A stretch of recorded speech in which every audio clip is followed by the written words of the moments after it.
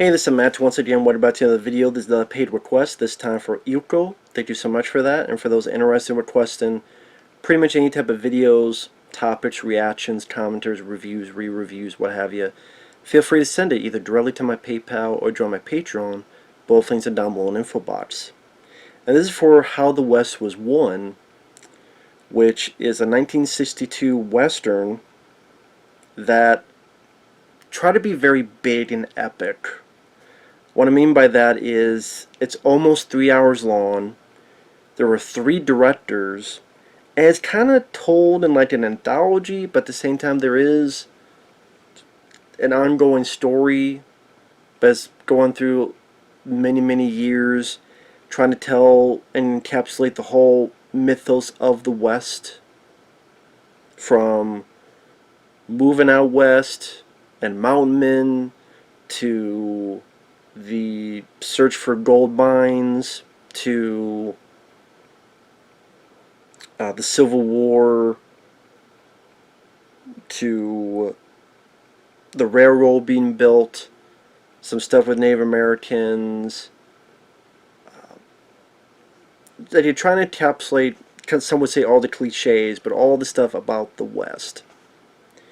And there's a lot of recognizable people if you know this era.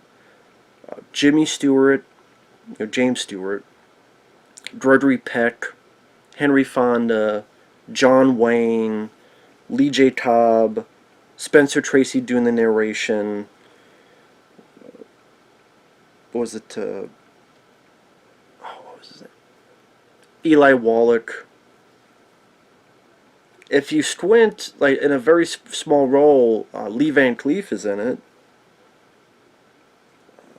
Robert Preston, who I remember as Centauri from The Last Starfighter. Debbie Reynolds in a very early role. And also a pretty young George Peppard, who is Hannibal, the leader of the A-Team. And he's actually, you just say, in a way, he's a star of the film, because when his character pops up, he's kind of the main focus throughout the rest of the movie. So again, there's a lot of recognizable, excuse me, a lot of recognizable people in this. One of the problems, though, is that, yeah, there's a lot of people, but either they don't have much to do, or they're in their own separate movies, so it's not like, oh wow, you don't see John Wayne and Gregory Peck talk, or there's going to be, James Stewart and Henry Fonda, blah blah blah. And no, they're pretty separated. So you have all these stars, but it's not like they have a lot of time there together, if that makes sense. Now, again, this is trying to be like Ben-Hur, where these big epic movies. And it was filmed in a different way called Cinerama. And for those who don't know, Cinerama is, you pretty much have 3 synchronized 35mm projectors on this huge curved screen. And so you would shoot with these cameras to get that. But then when the picture is on home video,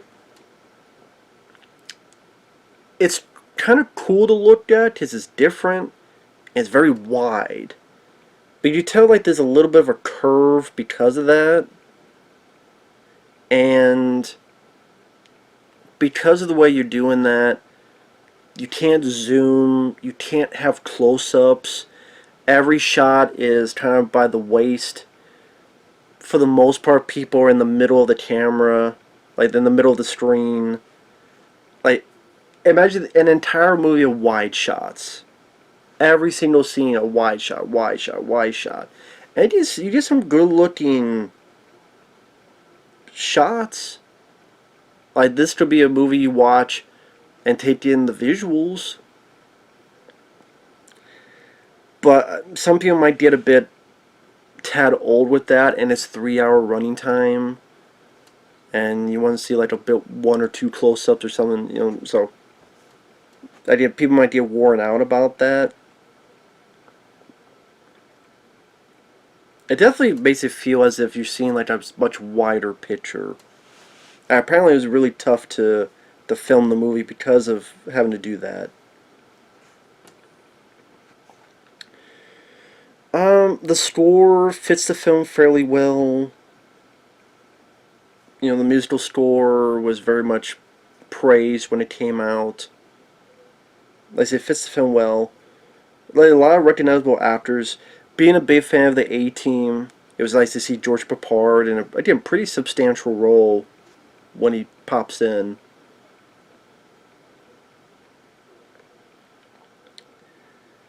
And it's about, what would I say,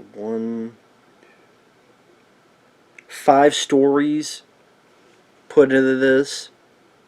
Like I said, there's a family moving out west, and they meet a mountain man played by James Stewart, who very quickly falls in love with one of the daughters. It feels like it's only an hour in their time, and then they're madly in love. I thought that was a bit quick. Maybe it's supposed to be love at first sight, I don't know. And then James Stewart has to help these folks because there's some bad guys who try to screw them over. You have a second one where the other sister moved back, and it deals with this gambler played by Gregory Peck. And there's also this other guy played by Robert Preston, again, Centauri for Last Starfighter, to me. And she gets this note that she inherited this mine, and is trying to detail a bit of the gold rush. And you have this big chase scene with the Native Americans chasing after them. It's trying to be very big in its action sequences. You have this bit with the Civil War, and that's when George Peppard, who I believe is the son of James Stewart's character, he's the son of James Stewart's character. He realizes this, war ain't fun. I'm like, no shit. That's the one where John Wayne's in it, and he's, what was his character's name? He was William Sherman. He played William Sherman. It's a waste of John Wayne. I mean, he's really given nothing to do. If he's in it for more than 5 minutes, I'd be surprised. And it's pretty much just him talking with, I think it's Harry Morgan, who's on the TV show MASH and other stuff. Just pretty much them talking, and Harry Morgan's like, I'm going to quit. Ah, come on, Pilgrim, you're good enough. I can't do John Wayne. It's just a waste of John Wayne. Like, there's really nothing to that role. They have the bit with the railroad where George Peppard has gone off past the Civil War, trying to find what else to do. Meets Henry Fonda, who's his buffalo hunter, and finds out this other guy, this asshole, is building a railroad through Native American land, which you're not supposed to. And so there's a buffalo stampede. And then the last section is a much older Debbie Reynolds going to this ranch, meets George Peppard, and they're going there. And at this point, George Peppard is a marshal, and him dealing with Eli Wallach's villainous character. You have this pretty big action scene on a train with this shipment, and a point where George Peppard's character is hanging off these logs with the technology they had back then. So it's not going to look realistic nowadays, but again, for back then, they were definitely trying. I would say the movie was interesting to watch visually. A lot of good, breathtaking shots. The Cinerama, I don't know if I had seen another movie filmed in Cinerama, so it was interesting technique to watch. But again, for 3 hours, you kind of go, okay, I kind of get it now. A lot of actors, but the story didn't really do anything for me. I think the visuals definitely over... You watch this for the visuals, not for the story. And I would rather much watch... And I'm not like a big Western guy, But High Plains Drifter or the Man with No Name trilogy or Rio Bravo with John Wayne and Dee Martin, Young Guns, which is my favorite. That's the one I grew up with. I'd much rather watch those movies, not only because they're tighter in pace, but I got more into those stories and more into those characters. And because you deal with one set of characters, there's room to build up and grow and get to know them more.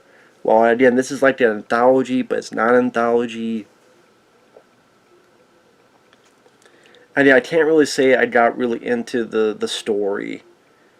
It's kind of like familiar themes you're just seeing throughout the picture. It's not a bad movie, not close, but it's not a film I would ever rewatch again. And I will say at times I got kind of bored. Like the Mountain Man bit with Jimmy Stewart, I didn't mind. The bit with Gregory Peck and the gambler, I mean, other than that one chase with the wagon and the Native Americans, I was pretty bored with that section. Debbie Reynolds, Gregory Peck, I didn't really feel much chemistry between them. That's just me.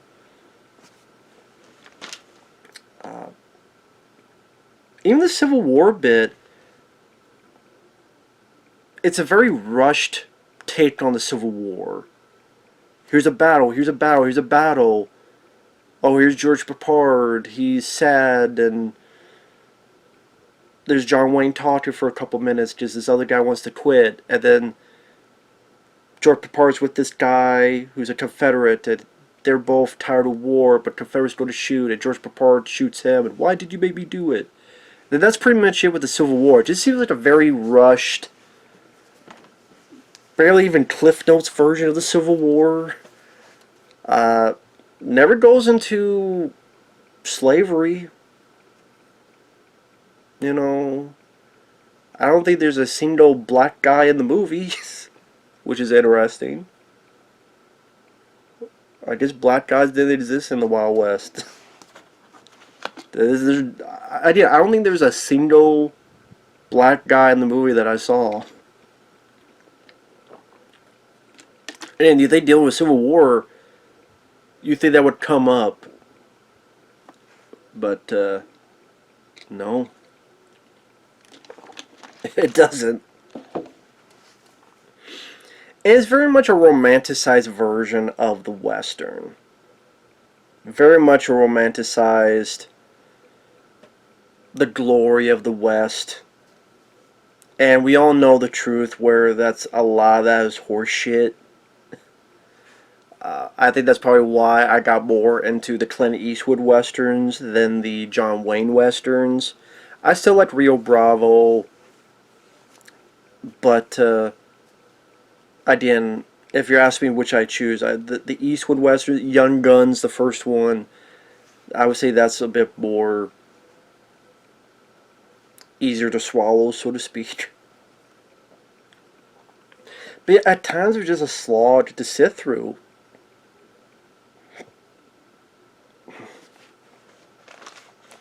And part of me, I don't know, wish there was stuff that could have been cut out or shortened or just not so long. And it's a long movie to sit through. I mean, I say 3 hours, like technically 2 hours and what, 45 minutes, give or take.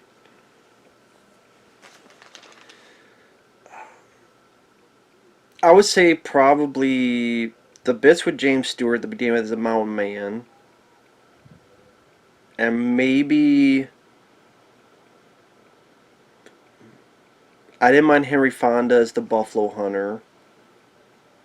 I forget the actor who they're talking to who's like, no, everything's fine. He definitely was a good job of showcasing he was a prick. Like I said, George Peppard, each time I see him I think of the A-Teams. It was kind of cool to see him in a fairly substantial role. It definitely tries to create that sweeping epic. To go through all the years, a lot of great establishing shots and the action scenes with the widescreen, the Cinerama screen, I should say. But it doesn't make it feel like a big movie, like not a cheap at all movie. And if you like sprawling epics and you have 3 hours to kill, again, it kind of sucks that a lot of these actors don't get to interact with each other. I mean, there's other movies that they've done. Like I know Jimmy Stewart did a film with John Wayne. I believe they did, but again, just in the same film would have been kind of cool. But again, that's just not the case because of what it is.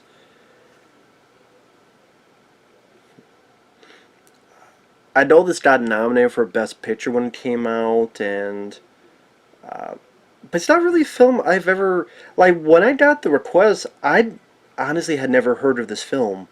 I'll be honest, I had never heard of this film. I thought, and with the title, for some reason, I thought it was a comedy. How the West Was Won. I don't know why I thought that. I have no clue why. But I'm like, okay, like I did not know about this movie. It was the first time I had heard of it. So I don't know if this film is really in the public eye nowadays compared to I guess back then. I mean, for a film nominated for Best Picture and all these accolades, I never hear anyone talk about this film. I even know it was a letterbox. I was reading up other reviews. There are people who like it, but there's also people that go, yeah, it's pretty long and it's. I don't think it's that intriguing of a story or the characters, don't because you're putting 5 stories in. There's not a lot of room to breathe for these characters. That's why Jimmy Stewart and the girl fall in love so quick, because we don't have time to do that. But yeah, it was a interesting visual experience. Great music, great old school music throughout that, and the action pieces. They definitely have that at times spectacle, and you tell that they were working hard, working their butts off with the film. But like I said, I don't think it's a film I'd ever watch again. Like I said, if you're telling me to watch an old school western, it would be like a Rio Bravo, or it would be again the other movies I mentioned. So, but at least I watched it once, and in a way, once is good enough for me. But yeah, I don't think it's a bad film. It's just